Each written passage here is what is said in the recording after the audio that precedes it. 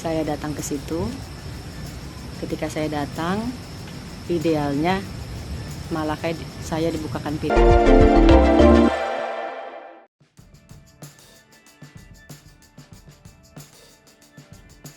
Dilaporkan mantan suami, Wanda Hamidah nangis akui merusak rumah. Saya frustasi rindu dengan anak. Politikus sekaligus pemain film Wanda Hamidah dilaporkan oleh mantan suaminya Daniel Patrick Hadiscalc ke Polres Metro Depok. Wanda Hamidah dipolisikan terkait dugaan perusakan rumah hingga penistaan.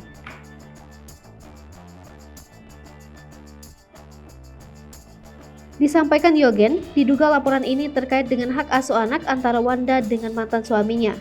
Keduanya disebut janjian untuk mengembalikan hak asuh anak pada Minggu 15 Mei 2022.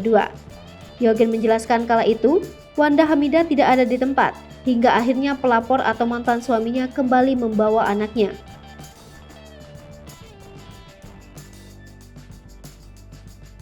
Terkait hal itu, Wanda Hamidah akhirnya buka suara. Melalui akun Instagramnya, ia mengunggah video klarifikasi terkait kejadian yang membuat dirinya dilaporkan ke polisi.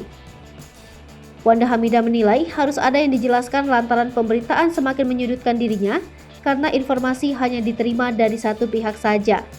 Wanda Hamidah lalu menjelaskan duduk perkara permasalahan yang dialami.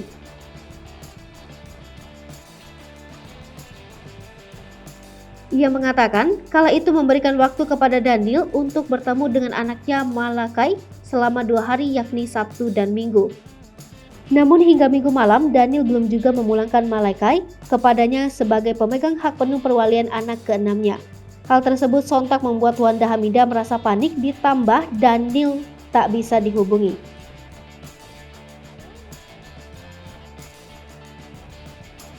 Mantan kekasih Raffi Ahmad itu terus berusaha mencari keberadaan Daniel dengan buah hatinya. Sampai akhirnya salah temannya memberitahu alamat rumah baru mantan suaminya itu.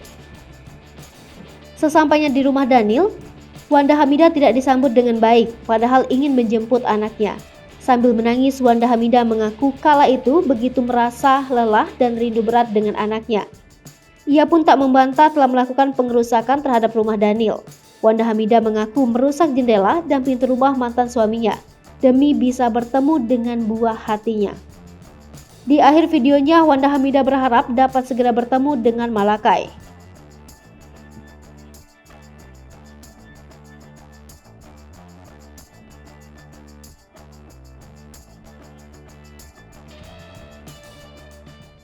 Hai pemirsa Sri Popo TV, jangan lupa komen, like, dan subscribe, serta tonton terus berita-berita terupdate lainnya ya.